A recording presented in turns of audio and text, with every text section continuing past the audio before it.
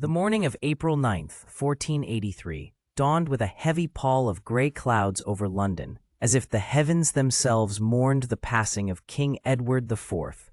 Within the stone walls of the Tower of London, a palpable tension gripped the air, thick and suffocating, as courtiers and nobles gathered in hushed clusters, their faces drawn and anxious. The suddenness of the king's death, a mere few days prior, had left the realm in a state of disarray, the gilded crown now resting uneasily upon the heads of two young princes, Edward, just 13, and his brother Richard, Duke of York, a lad of but 8 summers. Whispers of power and ambition flitted through the halls like restless shadows. The king's widow, Elizabeth Woodville, a woman of fierce determination and unyielding loyalty, clutched her sons close, her heart heavy with trepidation. She had once been a queen admired for her beauty, but now her fierce gaze bore the weight of a mother's anguish as she sought to protect her sons from the tempest brewing around them. The council chamber, usually a place of measured discourse, had devolved into a battleground of rival factions. Lord Hastings, the king's steadfast ally, advocated for the immediate coronation of young Edward V. His voice, loud and commanding, called for unity among the nobles, for the kingdom to rally around the rightful heir. Yet, across the chamber, a darker presence loomed. Richard, Duke of Gloucester, the king's brother, had his own designs on the throne, his countenance a mask of feigned loyalty, concealing a heart that beat with ambition. As the sun broke through the clouds, casting fleeting rays upon the stone, Richard moved among the gathered lords with unsettling ease. His words dripped with honeyed persuasion, sowing seeds of doubt about the legitimacy of Elizabeth's marriage to Edward IV and the true lineage of her sons. "How can we trust that these children are indeed the rightful heirs?" he queried, his voice low and conspiratorial, a serpent weaving through the grass. The tension in the chamber thickened, as if the very air crackled with the weight of treachery. Hastings, sensing the shifting tides, rose once more. "We must not entertain these baseless claims, Richard. Edward is the king. We must crown him swiftly." Yet his impassioned plea fell upon ears deafened by greed and ambition.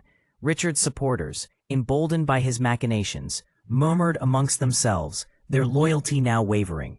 In the days that followed, the streets of London echoed with uncertainty. The common folk, once jubilant at the prospect of a new king, now cast wary glances toward the Tower, where the fragile boys languished, oblivious to the machinations of men. Rumors of plots and betrayals swirled like autumn leaves, each one threatening to engulf the very heart of the monarchy. With each passing hour, the fragile thread of peace frayed ever more, as factions formed and loyalty shifted like sand beneath the feet. The death of Edward IV had not merely claimed a king, it had unleashed a storm upon the kingdom, one that promised to consume all in its path. The young princes, innocent of the dark designs surrounding them, remained ensconced in their mother's protective embrace, but even she could not shield them from the gathering tempest. As night fell once more over London, the flickering torches cast long shadows upon the walls of the Tower, a grim reminder that where once there was unity, now only betrayal and ambition reigned. The crown, once a symbol of hope, now lay heavy upon the heads of children, a silent witness to the brutal struggle for power that would soon engulf the realm in chaos and blood. The air in London was thick with uncertainty as the sun rose over the city on the morning of April 9th, 1483.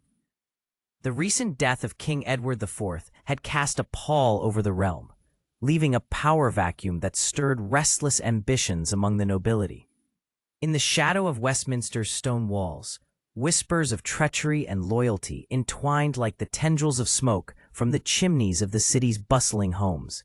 Richard, Duke of Gloucester, strode purposefully through the bustling streets, his dark cloak billowing behind him. The deep hues of his fabric contrasted sharply with the vibrant colors of the common folk, who jostled to catch sight of the newly appointed protector of the young Edward V. Richard's features were set in a grim mask, yet his eyes glinted with a calculating fervor. With his brother gone, the weight of the crown seemed to press more heavily upon his shoulders. And he was determined that it would not rest upon the brow of an unprepared child. Days passed with the strident din of courtly intrigue echoing in the great hall of the Tower of London. The young king, scarcely more than 12 summers old, remained blissfully unaware of the tempest that brewed around him. Richard presented himself as the loyal protector, yet his heart betrayed a grander ambition. He gathered allies, men of influence who shared his vision for a stronger, more centralized power. Among them were the discontented factions of the court, those who had long felt overshadowed by the late king's reign and who now saw in Richard a potential champion. On a fateful day in early May, Richard convened a council at the Tower, where nobles gathered under the watchful gaze of the royal insignia. As he addressed them, his voice rang out, steady and resolute. "We must ensure the stability of our realm. The young king is but a boy, and in his youth lies our greatest vulnerability. We shall not let the crown slip through our fingers." The nobles murmured, their expressions a mixture of intrigue and apprehension. Among them was the Duke of Buckingham, Richard's loyal companion, whose own ambitions were entwined with that of Gloucester. "What say you, my lord?" the Duke implored, leaning forward, eager for Richard's next move. Richard's gaze swept the assembly, lingering briefly upon the faces of those who dared to challenge him. "We must secure the lineage of our late king whilst preparing for the trials ahead. I shall take the young Edward to the sanctuary of the Tower, where I can safeguard him from those who would seek to exploit his innocence." As the council concluded, Richard's heart quickened with the thrill of impending power. The tension in the hall was palpable. Each man grasped at the shifting allegiances that hung in the air like a blade ready to fall. Outside the Tower, the streets remained restless, the murmur of the populace a stark reminder of the stakes involved. The common folk, unaware of the machinations of their lords, continued their daily toils, yet whispers of the young king's fate began to spread like wildfire through the city. In the weeks that followed, Richard's cunning became increasingly evident. The child king was soon ensconced within the fortress of the Tower, thought to be protected but effectively imprisoned. Murmurs of discontent grew louder among those loyal to Edward IV, but fear of Richard's growing influence kept many silent. As May wore on, the sun dipped below the horizon, casting long shadows across the cobblestones of London, where ambition and treachery danced hand in hand. In the heart of the city, a storm was brewing, and Richard, Duke of Gloucester, stood at the precipice, ready to seize a crown that was not his by birthright, but one he was all too willing to claim by any means necessary. The great gates of London swung open with a resounding creak, allowing the morning light to spill into the bustling streets of the city. On May 4th, 1483, the air was thick with anticipation and uncertainty as the young Edward V, barely 13 summers old, approached the capital in a gilded procession. Clad in the rich cloth of gold and adorned with the symbols of his royal lineage, he was a vision of princely promise. Yet the shadows of discontent loomed heavy over his arrival. As the prince drew nearer to the Tower of London, the ancient fortress that had long served as the bastion of the realm, the cries of the citizens mingled in a cacophony of support and skepticism. "Long live the king!" some shouted, their voices buoyed by the hope of a rejuvenated monarchy. Yet just beyond the throng, whispers of disloyalty swirled like the autumn leaves that danced along the cobbled streets. Among the crowd, the faces of the disenchanted were stark, their eyes betraying an unease that belied the festive garlands strung above them. In the shadowy recesses of the Tower, Richard, Duke of Gloucester, awaited the arrival of his young nephew with a heart darkened by ambition. The brother of the late King Edward IV, Richard was a figure of both loyalty and treachery, a man whose mind was a tempest of strategy and desire. As he peered from the battlements, a small smile curled upon his lips, though the glint in his eyes spoke of machinations that threatened to unravel the very fabric of the kingdom. He had long harbored thoughts of ambition, and now, with Edward V's ascension imminent, the time for action had come. As Edward dismounted from his horse, the clattering of hooves echoed in the stillness, and the young prince's gaze swept across the assembled nobles and the common folk alike. He felt the weight of their expectations, a mixture of adoration and wariness that settled heavily on his shoulders. The boy's heart raced. He longed for the crown, yet the knowledge of his uncle's presence and the rumors of dissent swirling in the air gnawed at him.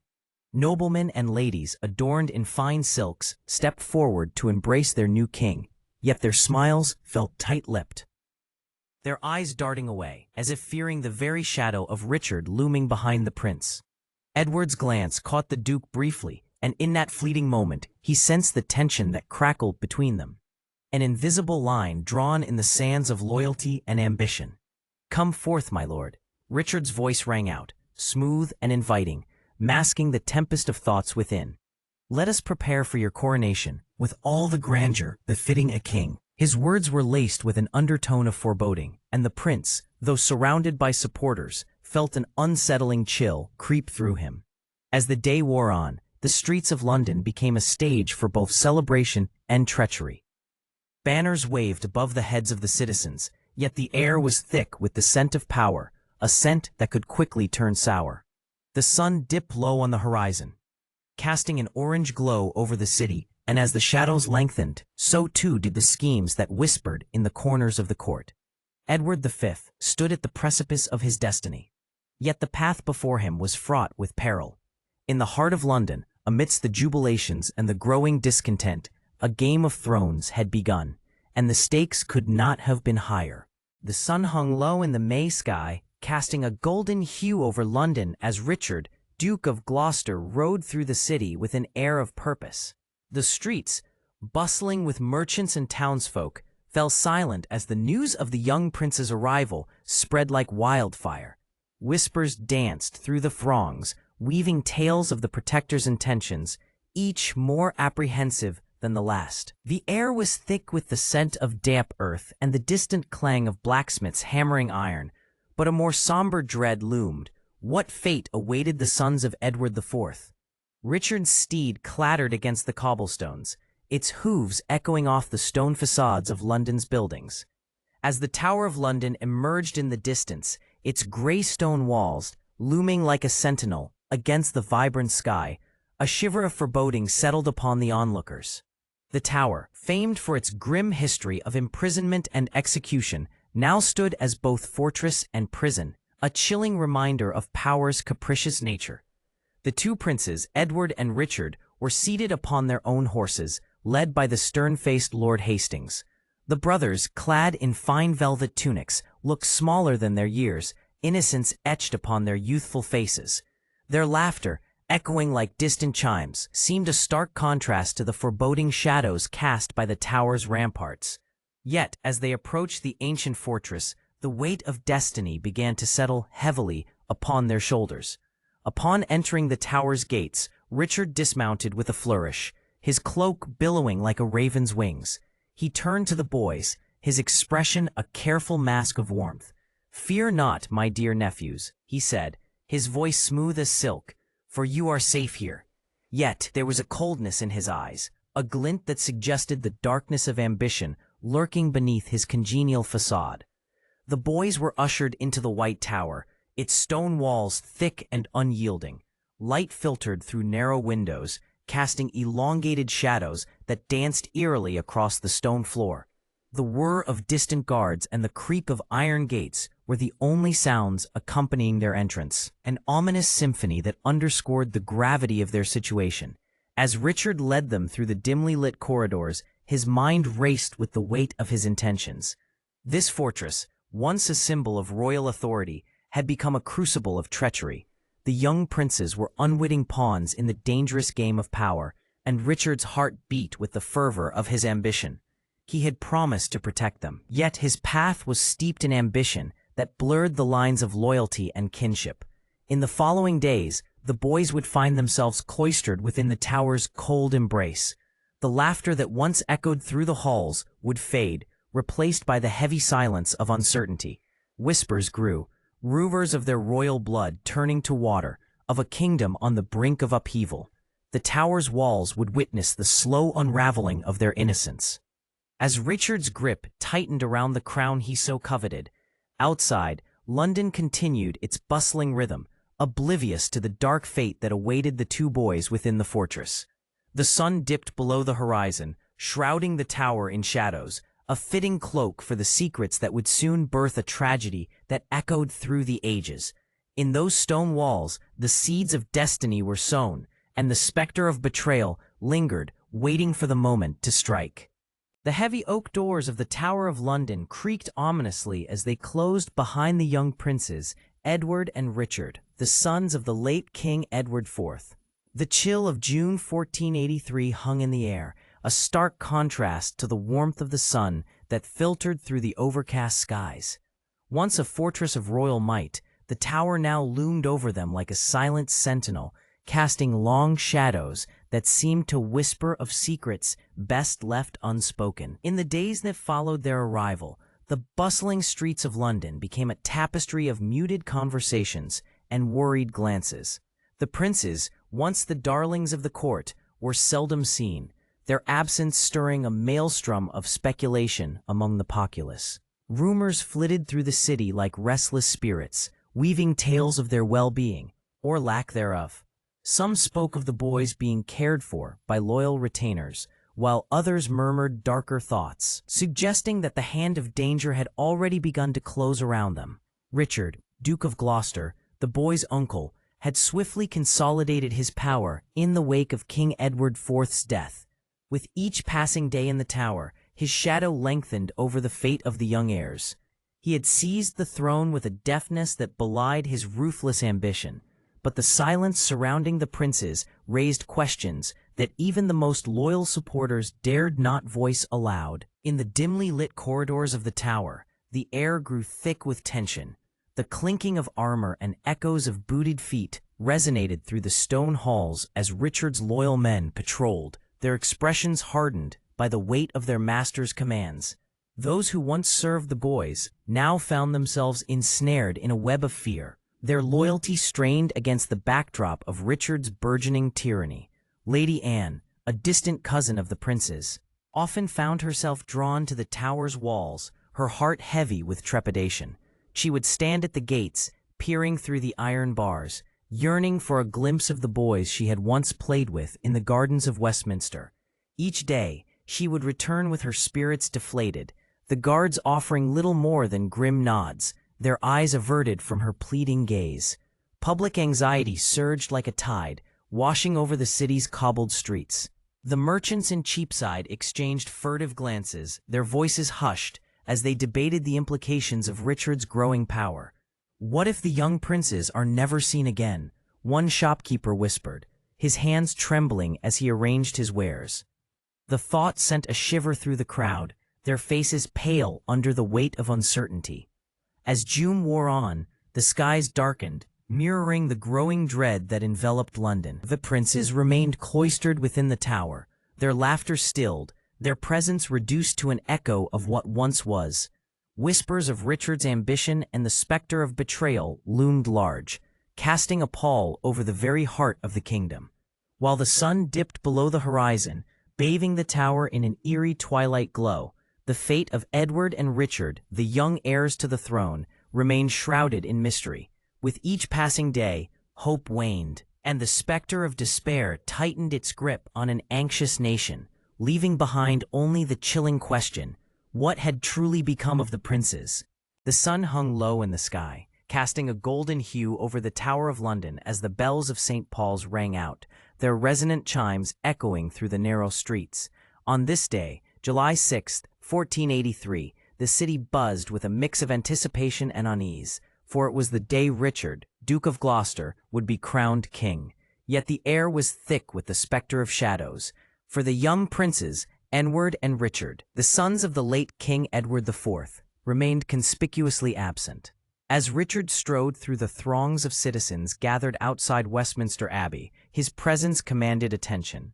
Clad in a regal mantle of crimson velvet, embroidered with golden lions, he moved with purpose, though a slight limp betrayed the physical toll of his tumultuous past. The crowd, a sea of faces marked by hope and suspicion, watched him with wary eyes. Some cheered, their voices rising in fervent support, while others whispered amongst themselves, casting furtive glances toward the grand edifice that loomed before them. "Where are the princes?" a voice rose above the murmur, challenging the jubilant proclamations of loyalty.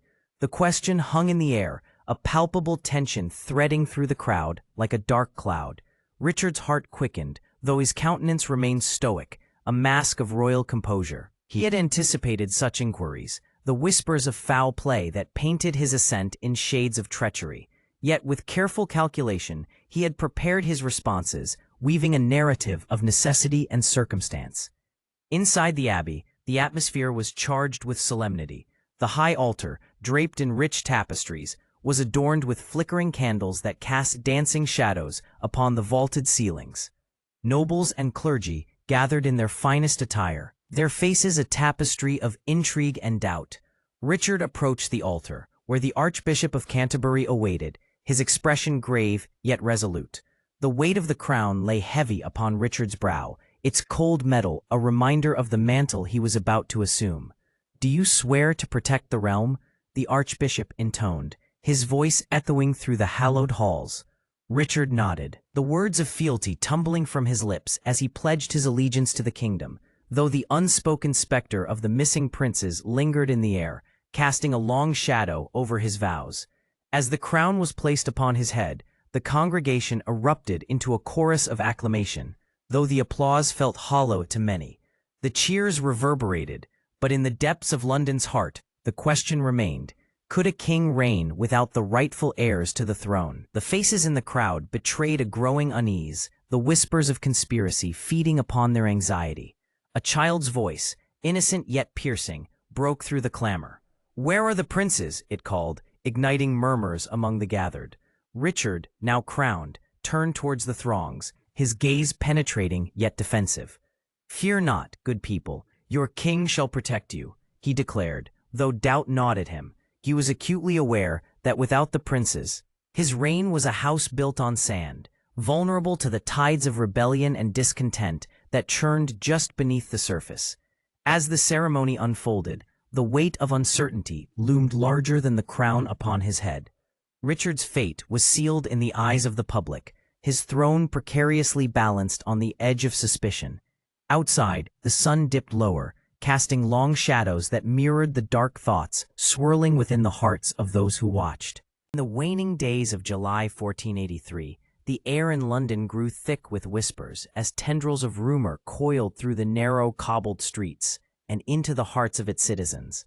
The sun hung low in the sky, a sullen orb casting shadows long and foreboding against the ancient stone of the tower. It was here, within those grim walls, that the fate of the young princes, Edward and Richard, remained cloaked in uncertainty, their absence stirring the cauldron of fear and suspicion that simmered among the populace. As the bells of St. Paul's tolled mournfully, the city's merchants and common folk paused in their daily toils, their conversations punctuated by furtive glances over shoulders and hushed tones. "They say the princes have been murdered," a voice broke the uneasy silence, slicing through the marketplace like a dagger. It belonged to a stout man clad in a faded tunic, his face flushed with the weight of his words. "Murdered by the very hand that claimed to protect them." Gasps echoed, and the air crackled with tension as the crowd tightened around him, drawn by the gravity of the accusation. "Nay," a woman interjected, her eyes wide with both fear and defiance. "The Duke of Gloucester would not stoop to such treachery. He seeks only to secure the crown for himself, not spill blood in such a manner." Yet even as she spoke, doubt flickered in her expression, for Richard, Duke of Gloucester, had become a figure shrouded in both ambition and enigma, leaving many to wonder where his true loyalties lay. In the shadow of the tower, the guards shifted uneasily, their expressions betraying an unspoken knowledge of the unrest brewing among the people. Rumors had spread like wildfire, igniting the imaginations of those who longed for a tale of betrayal, a story of hidden daggers and empty thrones. The political landscape shifted with each new whisper. Some claimed the princes had been spirited away to a foreign land, while others insisted they had met a far more sinister fate within the stone walls that had once promised safety. As the sun dipped lower, casting a crimson glow over the rooftops of London, the uncertainty morphed into a palpable dread. The streets, once bustling with the sounds of everyday life, were now suffused with a heavy silence. punctuated only by the distant barking of dogs and the soft rustle of leaves stirred by a restless wind. Families huddled together in their homes, exchanging fearful glances, while the taverns began to fill with men eager to share tales of conspiracy and treason over flagons of ale. In the heart of the city, a faction of Richard's supporters gathered beneath the shadow of the Guildhall. They spoke in fervent tones, their loyalty to the Duke mingling with the unease that had taken root in their hearts. "We must rally to defend the Duke's honor," one proclaimed, his voice rising above the murmurs. "For if the princes are lost, who shall protect our realm from the chaos that will surely follow?" But even as he spoke, the question loomed larger than ever. Could Richard truly be trusted?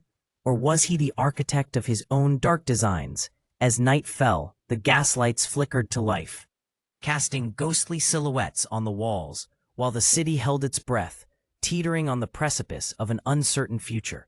With every passing hour, the fate of the princes remained an enigma, and the whispers grew louder, echoing through the streets of London, a chorus of dread that hinted at the dark possibilities lurking just beyond the horizon. The dimly lit chamber of the Tower of London, its stone walls thick with the weight of history and whispers, echoed with a tension that clung to the air like a heavy fog. It was the summer of 1483, and the shadows of betrayal and ambition loomed ever larger over the realm. In the flickering candlelight, the visage of James Tyrrell was one of grave concern, lined with the marks of a man who had traversed the treacherous paths of loyalty and treachery. Tyrrell, once a trusted servant of the late King Edward IV, now found himself ensnared in a web of suspicion. The sudden disappearance of the young princes, Edward and Richard, had ignited a firestorm of rumors, each more damning than the last. The court, an arena of cunning and deceit, buzzed with speculation, and Tyrrell's name was a whispered thread in the fabric of conspiracy. The very air was thick with the scent of intrigue, mingled with the musty odor of damp stone and the bitterness of betrayal. In the heart of this turmoil, Richard, Duke of Gloucester, soon to be crowned Richard III, sat upon his newly acquired throne with a veneer of calm. Yet beneath his composed exterior lay an ocean of ambition and paranoia. The princes, mere boys of tender years, posed a threat to his newfound power, their very existence a reminder of his brother's legacy. The question of their fate, however, hung heavily in the air, like a sword poised above a neck. As Tyrrell paced the confines of his cell, the flickering light cast erratic shadows upon his face, revealing the conflict raging within. A knock at the heavy iron door broke the unsettling stillness. It creaked open, revealing a cloaked figure, the hood drawn low to conceal his identity. The figure stepped inside, closing the door with a soft but deliberate click. "James Tyrrell," the figure intoned, voice low and gravelly, "the council wishes to speak with you." The weight of the situation pressed upon Tyrrell's shoulders as he was led through the winding corridors of the tower, past guards whose eyes bore the weight of unshed judgment. The air grew colder, as if the very stones conspired against him. He entered a larger chamber where the council, a gathering of men clad in dark robes, awaited him. Their expressions were inscrutable, but the tension crackled like a thunderstorm ready to unleash its fury. "Speak, Tyrrell," commanded one of the council members, his gaze sharp as an unsheathed sword. "The question of the princes must be resolved. Did you have a hand in their demise?" Tyrrell's heart raced, the memories flooding back, those fateful days when loyalty had turned to treachery.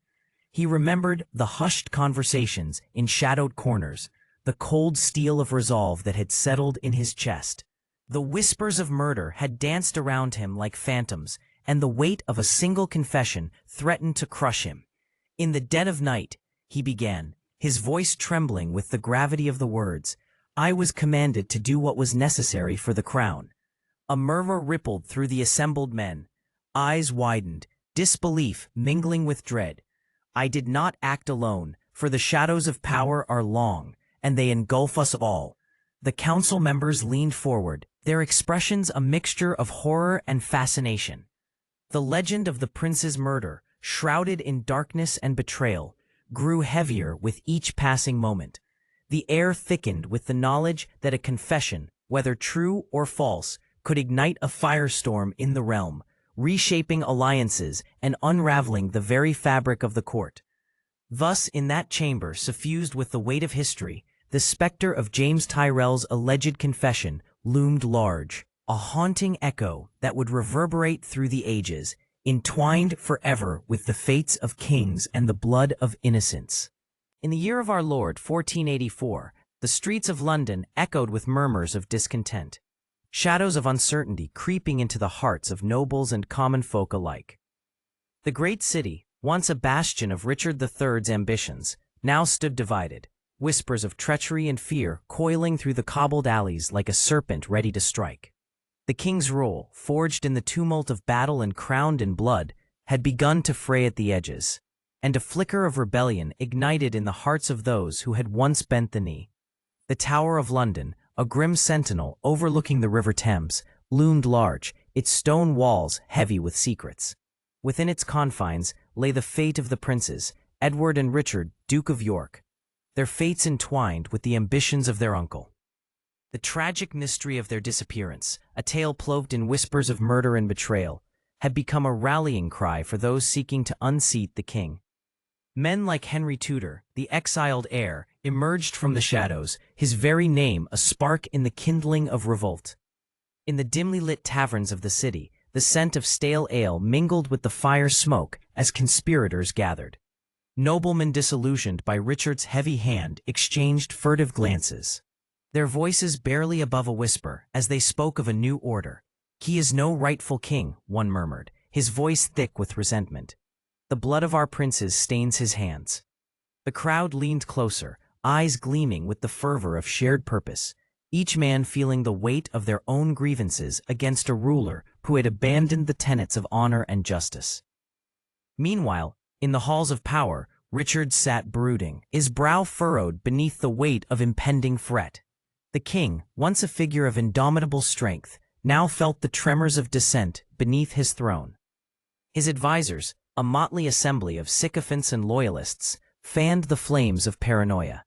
"The Yorkists grow bold, your grace," one ventured carefully, his voice trembling with the fear of repercussions. "They speak of Henry Tudor as a savior, a beacon of hope for the discontented." Richard's gaze hardened. He knew well the danger of a man driven by ambition, and Tudor was nothing if not ambitious. The court was a cauldron of tension, whispers coiling like smoke around the gilded pillars. The king, in his desperation, sought to quell the rising tide with threats and bribes, but the discontented were not so easily silenced.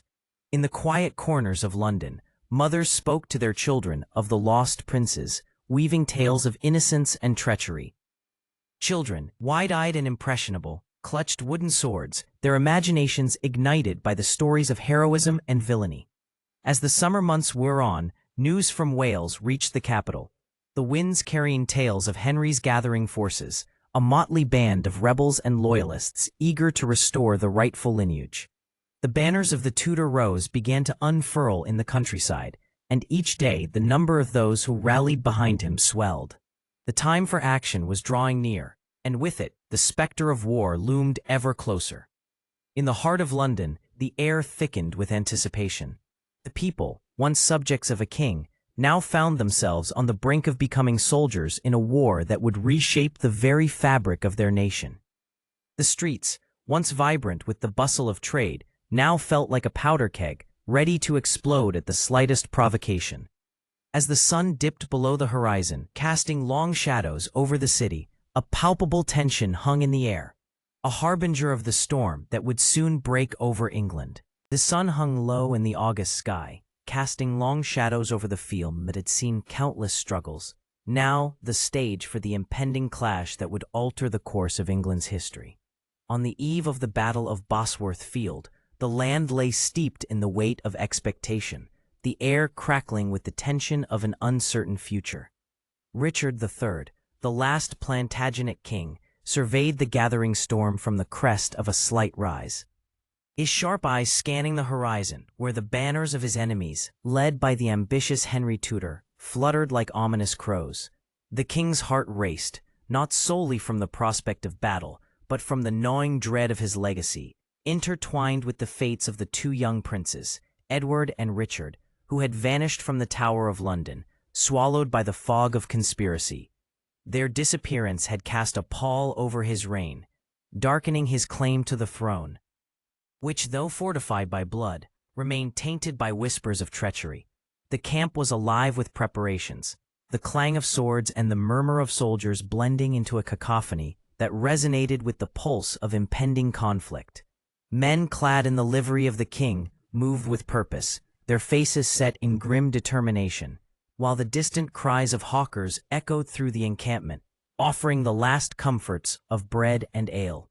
Richard stood tall in his armor, the weight of it both a reassuring presence and a burdensome reminder of his solitude in this moment. For loyalty had begun to wane, and the specter of betrayal loomed, particularly from those who had once called him comrade. As twilight deepened, Richard convened his council, the flickering torches casting flickering shadows upon their drawn faces. Sir William Catesby, his most trusted adviser, spoke with fervor, urging Richard to consider a tactical retreat, to preserve what honor remained. Yet Richard's pride surged. "To yield is to admit weakness," he declared, his voice slicing through the murmurs of dissent. "I will not abandon my crown nor my rightful place." Meanwhile, across the field, the forces of Henry Tudor, comprising disillusioned nobles and commoners alike, were emboldened by the promise of change. Henry himself, a distant cousin of Richard's, was a man both charismatic and calculating, his claim to the throne as tenuous as Richard's, yet buoyed by the support of a populace eager for stability after years of turmoil. As night fell, the Tudor camp reverberated with songs of rebellion, their voices rising in a fervent chant that echoed through the stillness. They were more than men gathered for battle. They were the embodiment of hope for a new dawn. As dawn broke, painting the sky with hues of crimson and gold, the two armies stood poised at the precipice of fate. The ground trembled underfoot, the weight of destiny pressing down upon both sides. Richard, his heart pounding like a war drum, donned his crown, a symbol of both kingship and a severed lineage.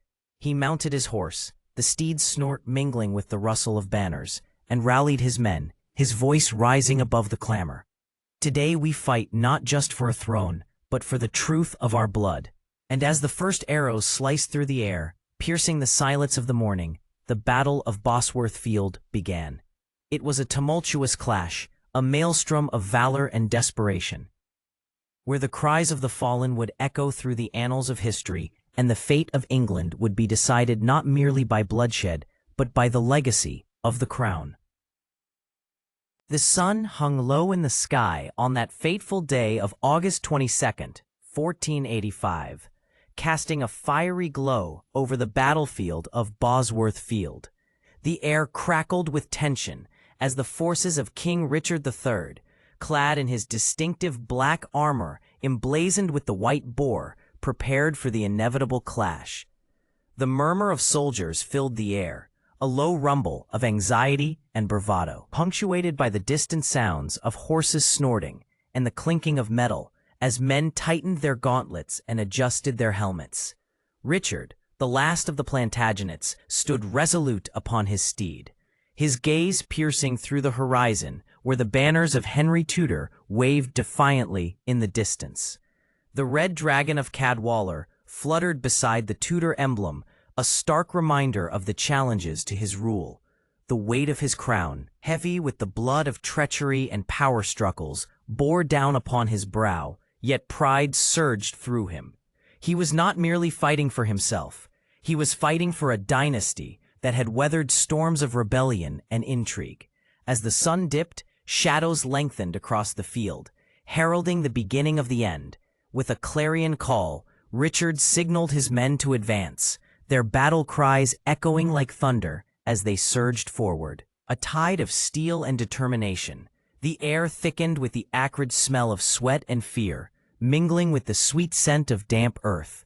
Knights charged, swords drawn, the clash of metal resounding like a symphony of chaos.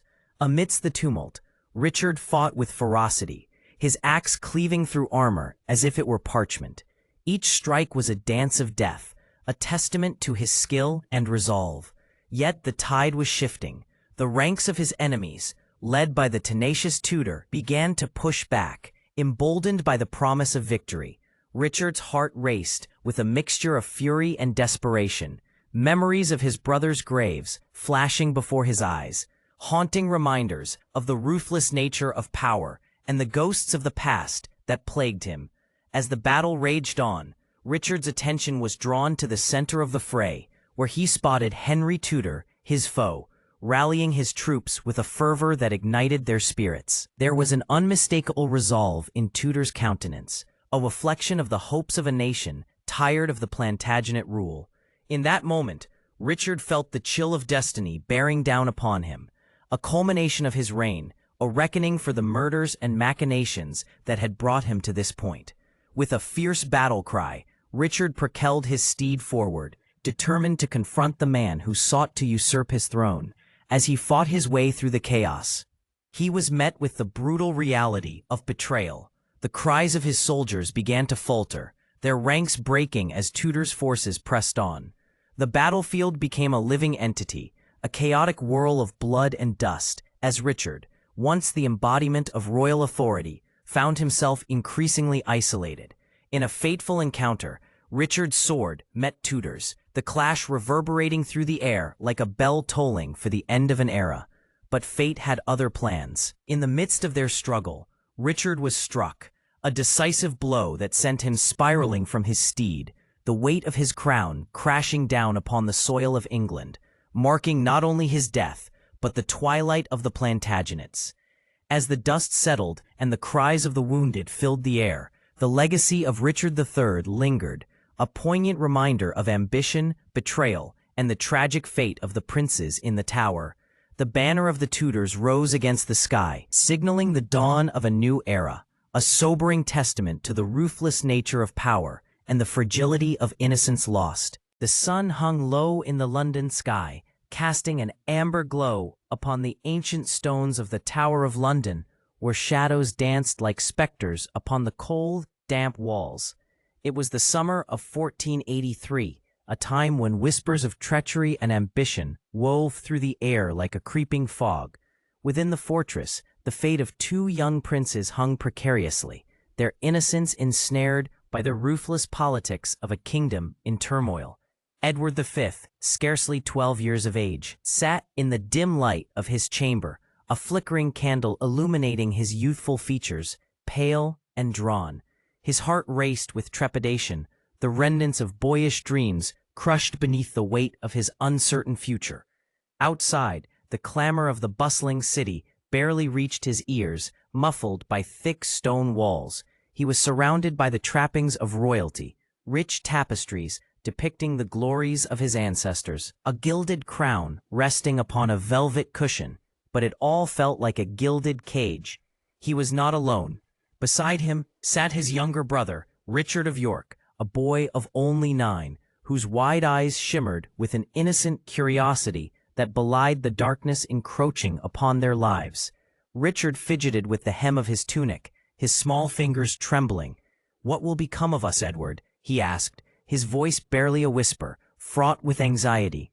The elder prince turned to him, trying to muster reassurance that he did not feel. "Fear not, dear brother. Our uncle, the Duke of Gloucester, will protect us. He is our guardian now."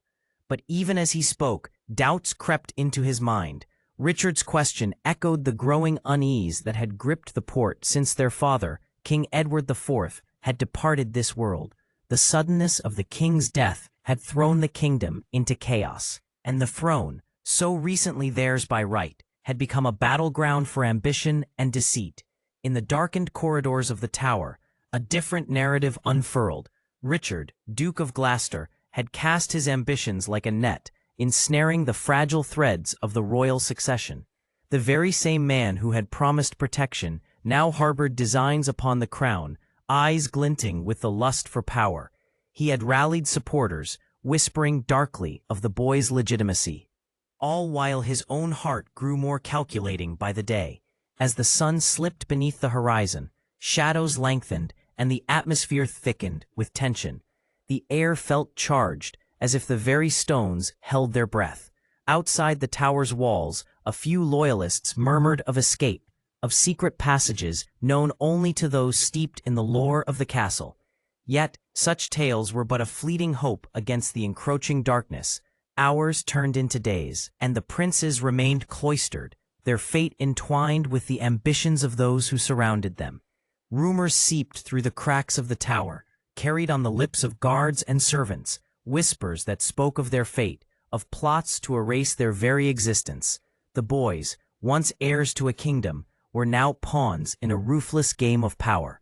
One fateful night, as the moon hung heavy in the sky, Edward and Richard were roused from fitful slumbers by the sound of footsteps echoing through the hallways, a sound that promised either salvation or doom. The brothers clutched one another, hearts thundering, as the door creaked open. The figure that emerged from the shadows bore the insignia of their uncle. In that moment, the fragile thread of their hopes twisted tighter, caught in the web of a legacy that would haunt England for centuries to come. The world outside would forget their laughter, their games, but the echo of their disappearance would linger, a haunting refrain whispered through the ages.